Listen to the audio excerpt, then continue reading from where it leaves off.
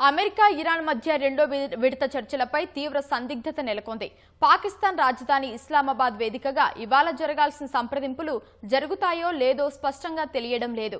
చర్చలు ఉంటాయని అమెరికా అధ్యక్షుడు డొనాల్డ్ ట్రంప్ తెలపగా తమకు అలాంటి ప్రణాళికలేవీ లేవని ఇరాన్ చెబుతోంది. హార్మూజ్లో అమెరికా నిర్బంధం తొలగితేనే చర్చలు జరుపుతామని టెహ్రాన్ చెబుతుంటే ఒప్పందం కుదిరితేనే వైదొలుగుతామని ట్రంప్ స్పష్టం చేశారు. పాక్ మాత్రం చర్చలు జరుగుతాయన్న ధీమాతో ఇస్లామాబాద్లో ఏర్పాట్లు చేస్తోంది. అమెరికా, ఇరాన్ మధ్య రెండో విడత చర్చలపై హైడ్రామా కొనసాగుతోంది.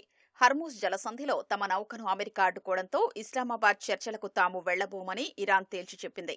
ఉపాధ్యక్షుడు జేడీ వాన్స్ నేతృత్వంలోని బృందం మాత్రం ఇవాళ ఇస్లామాబాద్ కు చేరుకుంటుందని అమెరికా అధ్యక్షుడు డొనాల్డ్ ట్రంప్ తెలిపారు. ఫలితంగా నేడు ఇరుపక్షాల మధ్య శాంతి చర్చలపై సందేహాలు నెలకొన్నాయి.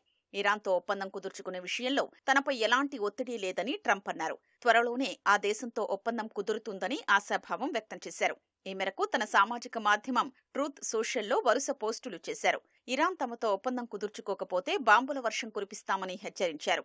కాల్పుల విరమణను పొడిగించే అవకాశం చాలా తక్కువని తెలిపారు. తమతో ఒప్పందం కుదుర్చుకునే వరకు ఇరాన్ పోర్టుల దిగ్బంధనాన్ని కొనసాగిస్తామని పునరుద్ఘాటించారు.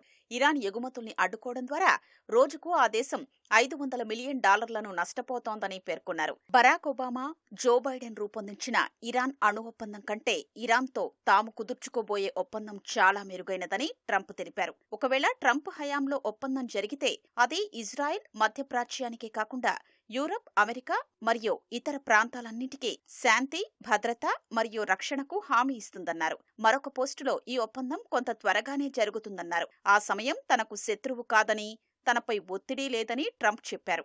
మరోవైపు ట్రంప్తో పాక్ సైన్యాధిపతి అసీం మునీర్ ఫోన్లో మాట్లాడినట్లు తెలుస్తోంది. ఓడరేవుల దిగ్బంధనంపై కోపంతోనే చర్చలకు ఇరాన్ మీనమేషాలు లెక్కిస్తోందని ట్రంప్నకు ఆయన తెలిపారని సమాచారం. అమెరికా కాల్పుల విరమణ ఒప్పందాన్ని ఉల్లంఘిస్తోందని, ఇదే దౌత్యపరమైన చర్చల కొనసాగింపునకు ప్రధాన అడ్డంకిగా మారిందని ఇరాన్ విదేశాంగ మంత్రి అబ్బాస్ అరాగ్చి ఆరోపించారు. పాకిస్తాన్ విదేశాంగ మంత్రి ఇషాక్ దార్తో ఆయన ఫోన్లో మాట్లాడారు. అన్ని అంశాల్ని క్షుణ్ణంగా పరిశీలించాకే భవిష్యత్తు కార్యాచరణపై ఒక నిర్ణయం తీసుకుంటామని ఇషాక్ దార్కు అరాగ్చి చెప్పినట్లు తెలిసింది. అమెరికాతో సంప్రదింపులు కొనసాగించాల్సిన ఆవశ్యకతను అరాగ్చీకి ఇషాక్ దార్ వివరించినట్లు సమాచారం. బెదిరింపుల నీడలో చర్చలు జరపడాన్ని ఇరాన్ అంగీకరించదని ఆ దేశ పార్లమెంటు స్పీకర్ మహమ్మద్ బాఘర్ ఘాలిబాఫ్ ఎక్స్లో పోస్ట్ చేశారు. గత చర్చల్లో ఇరాన్ ప్రతినిధి బృందానికి ఆయనే నేతృత్వం వహించారు. గత 2 వారాలుగా యుద్ధభూమిలో కొత్త ఎత్తుగళ్లు వేయడానికి టెహ్రాన్ సిద్ధమైందని పేర్కొన్నారు. అమెరికా, ఇరాన్ మధ్య కుదిరిన 2 వారాల కాల్పుల విరమణ ఒప్పందం రేపటితో ముగియనుంది. ఇరుపక్షాల మధ్య ఇవాళ చర్చలు జరగకపోతే తదుపరి పరిస్థితి ఏంటన్న దానిపై స్పష్టత కొరవడింది. మరోవైపు ఇరాన్ సుప్రీం లీడర్గా మొస్తబా ఖమేనీ ఉన్నప్పటికీ ప్రస్తుతానికి ఆ దేశం ఐఆర్జీసీలోని అతివాద నాయకుల నియంత్రణలోకి వెళ్లిపోయిందని అంతర్జాతీయ మీడియా కథనాలు వెలువడుతున్నాయి. అమెరికా, ఇజ్రాయెల్ దాడుల్లో మొస్తబా గాయపడి ప్రస్తుతం చికిత్స పొందుతున్నారు. దీంతో సైనిక, దౌత్యపరమైన కీలక నిర్ణయాలన్నీ IRGC major general Ahmad Vahid, ఆయన సన్నిహితులే తీసుకుంటున్నారని తెలుస్తోంది.